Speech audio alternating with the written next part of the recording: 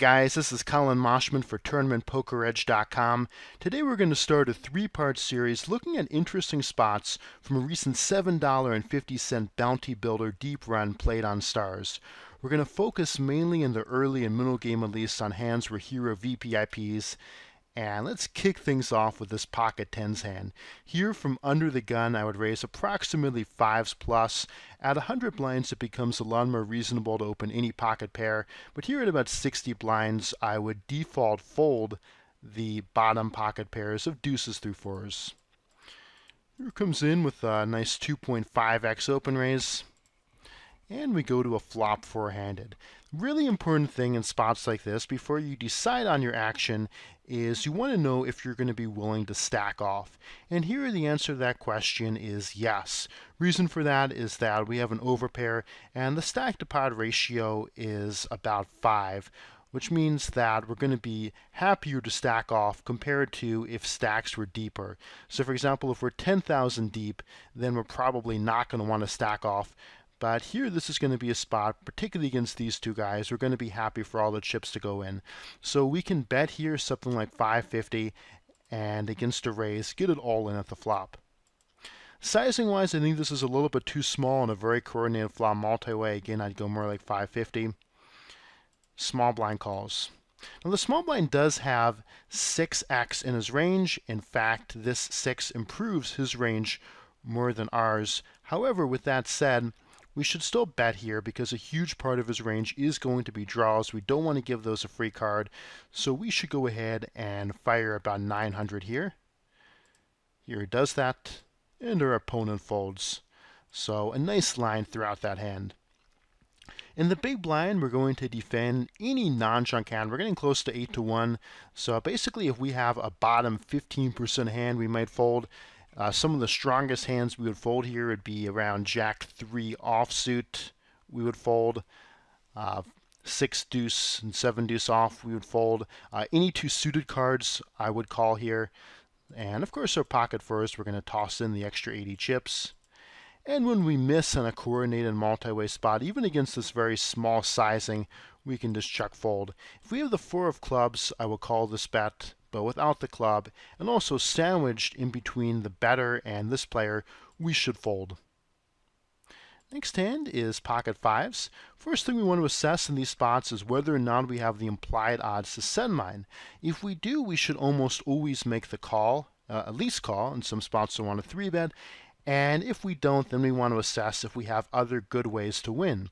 So here the raise is to 270. If we have 20 to 1 or better implied odds, and that's pretty much a slam dunk for flatting with these low pocket pairs. And so here 20 times that's going to be 5,400. We're deeper than that effective with this player, so we can definitely call this raise. And if let's say that he raised cutoff and we were button, in that case, we wouldn't need quite 20 to 1 implied odds because his range is going to be wider, and so we can go ahead and call with less implied odds and look to win a smaller medium-sized pot more often when we miss. But here this is pretty much an implied odds play when somebody, usually on a tighter range, because they're opening an early position, raises, and so we call, primarily trying to hit our set. And even though we don't hate this flop for pocket fives, we still have to fold here. He bets relatively large. He's repping a low pocket pair that we only have 2 outs twice, so about 8% equity against. Any of these guys could raise, so we should definitely fold here. And he correctly makes that play. Let's just see if we're correct with this read, as it looks like there's a good chance these guys are going to get all in at the river. If he does have a high pocket pair, then he should value shove, which is what we expect to see a lot of the time. Unfortunately, no call, maybe a 9-8 suited kind of hand, but it's very likely this player has exactly the kind of hand that he's representing with his aggressive line. Pocket threes, we can overlimp. I'm generally not a huge fan of overlimping. I think in a lot of situations where overlimping is profitable, raising is going to be even more profitable. But here I would definitely overlimp, given that this player is under the gun in UTG +1, so ranges are a bit tighter. It's a disaster if we face a limp 3-bet. We're happy for this to be multi-way with a low pocket pair. So I definitely agree with here's decision to overlimp. And once again we miss, face a large bet, and nothing we can do there besides fold that hand. Next hand is going to be ace-6 offsuit, and here once again, so this time we're getting about 11 to 1, and I don't think it's a tremendous mistake to flat with total junk, but again, I would fold the worst hands and call down to hands like 4-3 offsuit or any 2 suited. Ace-9 offsuit, we have a limp followed by 3 more limps, and action is on us. My preferred play in this spot, so limping is going to be profitable. We can complete in the small blind. Again, we're getting 14 to 1 odds, and this is going to be very profitable. But limping is not my preferred play. I think the most profitable play in the spot is to jam. That might seem like a bit of an overbet. After all, we have 32 blinds, so why risk it all here? The answer for that is that we still have a very nice risk-reward ratio. The pot is almost 1,000.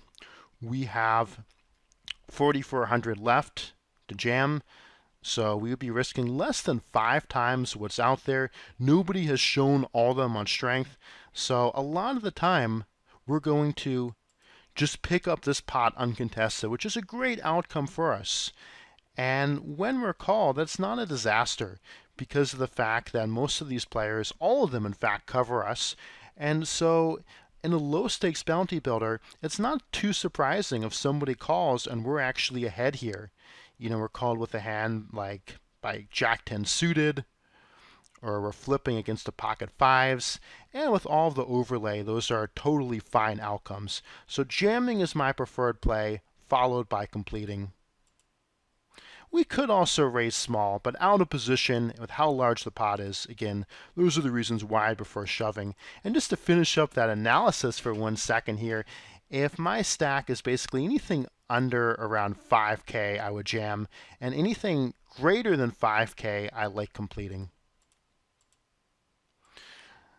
So we connect to the extent that more than half the time we have the best hand here, but there aren't too many worse hands that will call if we bet. It's going to be tough to get 3 streets of value, so this is a good spot to exercise some pot control and pretty much play a check call line until other players slow down, at which point we would value bet. This small sizing looks fairly weak. This could be a very marginal ace. It could be a hand like pocket fives, pocket eights. It could be total air. And if this were a heads up spot, I wouldn't let him get away with that. I'd put in a raise. But given that it's multi-way and not too many worse hands are probably going to call, even though this seems kind of passive, I do like Hero's line and think that's pretty reasonable. So next hand, Jack 10 suited. We open. Big blind puts in the call. And of course we're very happy when we flop a 15 out draw like this and have the flush draw double overcards. So we're going to bet. We do have to stack off. If he, for example, check shoves, we're a favorite against a hand like pocket eights or ace 4 or something. So we will definitely be willing to stack off, but we're happier to just pick up the 1100 in the middle without a fight. Next hand is going to be 9-6 suited, and this is going to be a defense where you'd rather that stacks be deeper, but we're still going to have a profitable call, getting close to 6 to 1 here. One other thing I'll say about this spot is we should be willing to 3-bet shove fairly wide, because the most common outcome if you jam here is going to be one of these players, usually this guy, but if he folds, one of the others will call, and everyone else will fold. Not saying that's always going to be the case. Occasionally you'll get through everybody, or this will be some massive multi-way all-in, but I would say the mode outcome is you get action from one player with there being a lot of overlay. So if I have any pocket pair, I would just jam it here. I like jamming suited aces, suited Broadway hands, and a reasonably wide range to get it heads up with a lot of overlay, occasionally taking it down outright pre-flop. This is a great flop for us, given that we haven't paired or anything. So we again have a combo draw, and we're going to look to check jam here, as stacks are very good for that. So if one of these guys bets, it'll usually be something like 1300, 1500, and we can jam over that. Instead it gets checked around, and so we're going to go ahead and fire. We've hit our flush. And now we have exactly the kind of card that we're not too thrilled to see here, as we pretty much have a bluff catcher. So when you're assessing your line, you want to think, well, what good things can happen if I bet? And here, I don't think much good can happen. If he has worse than the 9 high flush, well, ace high flush with the 9 playing, then he's probably going to fold. If he is better, he's almost certainly going to call. And with the jack and 10 of diamonds being out there, then of course we're mainly worried about the king of diamonds and queen of diamonds. So checking makes a lot more sense no matter what our plan is. If we think he's strong, we can check fold. If we think that he's weak, we can check and look to induce a bluff. And this is going to come down a lot to what we know about this player. When he checks flop and then calls turn, a big part of his range is going to be draws. So he could for sure have a naked high diamond. He could have spiked a full house. And so what I would do most of the time here is check fold on this particular river. Check calling also makes some sense, but I don't see too much purpose in this bet. I just don't see enough worse hands calling or better hands folding. In fact, I would say no better hand is pretty much ever going to fold, and very few worse hands are going to call here. Here he defends, king 5 offsuit. And we flop bottom pair. We're going to check call here. This is too tight of a fold. We're not going to show a profit on the pre-flop defense if we just check fold on a relatively dry flop facing a small bet. So it's a good defense pre-flop, but we do need to at least call facing this flop bet. Now we get pocket queens. Come in with a 2.2x raise. Big blind defense. Clear decision to stack off. And this is kind of similar to the initial pocket tens in that we don't necessarily love this card. In fact, we like this 7 probably less than we like the 6 at the turn previously. But we don't want to give this guy a free card. He is going to have a lot of draws. If he is a hand like pocket 60s, he's probably going to like his hand now, but is not going to like a lot of river cards.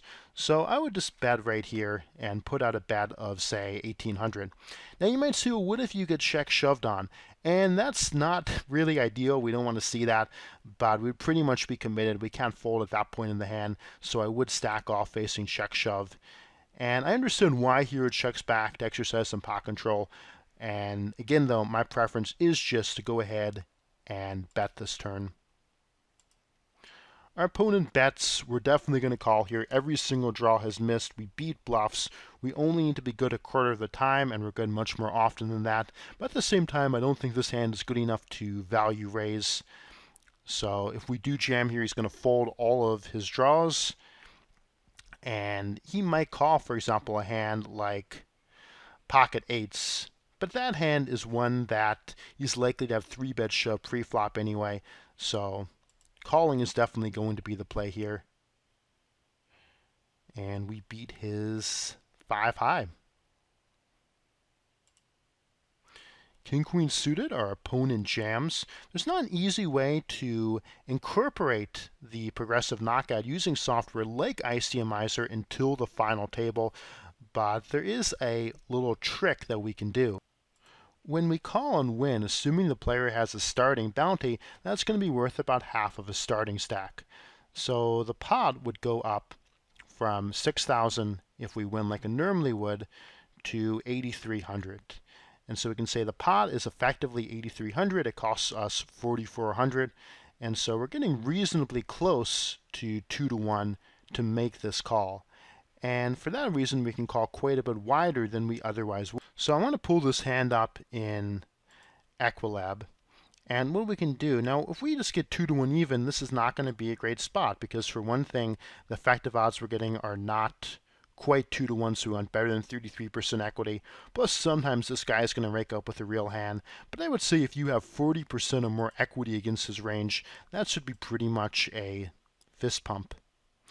So what is his range for jamming in 11 blinds on the button? And we don't know that, which is part of the fun. But let's just go ahead and assign him something. And I'm going to have him fold some of these hands. We don't want to make unrealistic assumptions. So let's say here he's jamming a little bit over 40%. And so what hands are going to have the required equity? So any pocket pair we expect to be more than enough. What about low offsuit aces? So a low offsuit ace is definitely going to be enough. We expect any Broadway should be good enough, although this is going to be slightly closer. Mid-suited king maybe. So these are some of the hands: ace deuce off, king 5 suited. That would be at the bottom of our range in a progressive knockout, and the higher his bounty is, the wider we can call. Here correctly puts it in with king queen suited. This is a great spot, even getting it in pre-flop as a slight equity underdog, and hero gets there to win the pot. Hijack open limps. We're going to put in a raise here. Sizing wise, we definitely want him to stick around, so I would go something like 1400, and 1600 looks good. We have 3 betting rounds to get in his stack with a stack to pot ratio less than 2. In other words, the pot being very large relative to the effective remaining stack. So we can size this relatively small and just rope him in. I like going something like 1500 at the flop. This is perfect. And if he calls, then we'll go maybe 2500 at the turn and value shove the rest at the river. Ace king here opens, and no action, a rare raise and take it at this table. 8-3 suited, pardon me, is going to be a defense. Again, pretty much any suited cards we're going to at least call here. And we'll give up when we miss. Here opens the ace 10 suited, big blind defense, and I would go ahead and c-bet here. I'd be more inclined to check back if, for example, I had the ace of clubs. The reason why that card would make me more likely to check back is, for one thing, it then becomes a, I don't want to say disaster, but much worse if we could check raise. Here, if we bet, we're going to fold facing check raise, whereas we really would not want to fold an ace 10 with the ace of clubs. And it's also going to make it a lot easier to play on turns, because much more often we're going to hit a nut flush draw. So here the ace 10 suited, I would generally be bet folding. Here it disagrees though. He checks, and we now face a bet of 1650, which I would call here. This isn't a spot we're totally thrilled with. If he bet larger, I would definitely fold, like if he bets 2500, but he sizes under half pot. Our hand could be best and our opponent's just stabbing. And we also have a gut shot to the nuts, so I agree with hero's call. And this is a pretty good river for us. Our range looks very capped after we check back the flop. His sizing doesn't look all that strong, and I will call here. When we call, we're not saying that we're great a ton of the time. We're just saying we think that he's bluffing more than this 23% of the time, and we're also relatively high up in our range. So I will call here, which hero does. We're shown a king, but I think against our opponent's range, this is going to be a very nice call. Here are jams, queen 10 offsuit. Let's ICMize to see if this is profitable. I suspect this is going to be fairly break even. And the way we're going to do that is we'll click calculate Nash equilibrium. And then just below that, I think slightly off of what you guys can see, there's a calculate button which I'm going to hit. And now we get to see. So this is going to be, we also want to check and make sure we're in the raid mode. So I have this in chip EV mode. So these numbers, these aren't percent of prize pool or anything like that. These are just straight up chips. And what this means is that in Nash we're losing 63 chips. Now that's not a huge deal. That's less than 1/10 of a big blind, but still shows that this shove is a little bit on the wide side. And we should probably hold off until we have queen jack, or certainly any suited Broadway hand.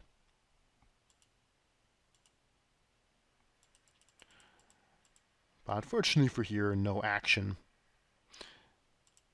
Next we have ace-jack suited. Here also just jams this. Min-raising here is fine as well. Any deeper I definitely min-raise. Any shallower I'm pretty much just playing shove-fold. So I think that's certainly a reasonable decision. And with the ace-jack, our default is going to be to 3-bet shove facing this MP1 raise. If this guy is really tight, then I would just call. I wouldn't want to jam against him when he raises in early middle position. But read this, my play here would be to 3-bet shove out of position. That's what hero does. And a bit of a late call for even for a progressive, assuming here his bounty is small, but not too crazy. This would be much too late in a normal tournament, but depending on the bounty and his read of hero, can certainly be correct in the progressive. But hero fortunately holds up and makes a nice double up. This player has 145 blinds, is probably one of the chip leaders at this stage of the tournament. And what we want to do here is 3-bet call. We're definitely not just going to jam in 37 blinds. It's too long ball. We don't maximize value. So what I would do here is make it 4,000 and call off a shove. Our opponent calls our 3-bet. This is a pretty bad flop, and I would just check this back most of the time here. When we do that, we're not just going to give up at the turn even when we miss. For example, if the turn is, let's say, a low card, a deuce, a tray, a pair is the flop, we're going to call if he bets out. At this 10, however, if he bets, it's just going to be his, and we fold. I do like hero's line here. He might size his 3-bet a little bit more, but certainly a reasonable line. Pocket aces, blind on blind. The best play in a vacuum is going to be to make a small raise. Against a regular, we're going to want to be limping a lot, and so it's very reasonable to open limp here to balance our open limping range. Here raises, we get a call. This is a way ahead, way behind flop for pocket aces. Generally in these flops, you want to check against somebody you have history with. Then you have to be concerned about what does it say when we suddenly check. Is it pretty face up that we're in a way ahead, way behind situation, or maybe slow playing? But against an unknown or recreational player, I would check here, planning to check call. And that's a general thing, okay? So we're way ahead most hands he has, way behind a queen, and usually in way ahead, way behind, it is best to check. Queen Jack offsuit facing a 12 blind shove in a normal tournament, we would generally call suited and fold offsuit. Here we're just about always going to call, given that it's a progressive knockout. It's like there's at least another 2,500 chips out there, which therefore is going to increase it so that we're getting right about 2-1 here. And so we should call unless we have a strong read, even if he has the min bounty. Fortunately, we can't spike, I guess, our 2-outer at this flop. And we're now down to a 15 blind stack. Here stays consistent, jamming it in rather than making a smaller raise. And we get it in with pretty good equity at the flop. Pre-flop, that is. Great equity at the flop. And hero holds up to triple his stack. 9-7 offsuit we can defend the big blind with, which hero does. And we usually check call this flop. If this were a low card blank, we're going to bet out. Here, actually misread this as being 9-7. So I was about to say, and now we'll just check fold this flop. But I take it back. I think that top trips is probably good enough to stick around at least one street. And here bets out on this coordinated board. This is for sure correct. And the only thing I would do is size this a little bit larger. With there being so many straight and flush draws, I would tend to go more like 4,000. Both players call, and the backdoor flush gets in. So again, we have a decision here as to most likely the two lines you're going to be debating between are going to be to check call or to bet and then assess if you're raised. I would say more often than not when you are debating between those lines, betting out tends to be a winner. But here I would tend to check. And the reason for that is because of the fact that there aren't too many worse hands that are going to call. We would mainly be targeting a jack. We'd chop it up with a queen. And at the same time, there are plenty of buster draws, including 10x. So checking to me looks like the option I would go with, which is what hero does here. And then we can also check call any reasonable size bet. This player bets 17,100. This is the guy that we saw earlier call 2 all-ins with ace-6 suited. He's got a very big stack, so I'm assuming we're going to have pretty loose HUD stats against him. And he's seen 2 players check the river. So This is not a spot we're going to be thrilled with, but I would make the hero call here. I think this will be a profitable call, and I do want to see hero call this. Unfortunately, we fold. Ace Queen on a 40 blind stack. Here he elects to flat, which is reasonable. When we 3-bet, we want to be 3-betting with the plan of stacking off. Another benefit of flattening is exactly this. We can set up the squeeze, and we should just put it in. This guy is probably not going to be folding much of his open raising range given there's a bounty, and at this stage I would just jam in my 41 blinds. Instead we call. There's not too much purpose in betting. If we have there's a dry side pot, he's going to stick in with better hands, he's going to fold most worse hands, so I would check this back, which hero correctly does. And I like this check back as well. We can look to show down our ace queen high, which does have some showdown value. But again, my preference is to isolate this player pre-flop by jamming it in over his shove and his call. So this is going to be the end of part 1. We'll pick up the middle game in part 2. So if you guys have any questions at all, please feel free to leave in the thread. I'll be more than happy to answer. This has been Collin Moshman for TournamentPokerEdge.com.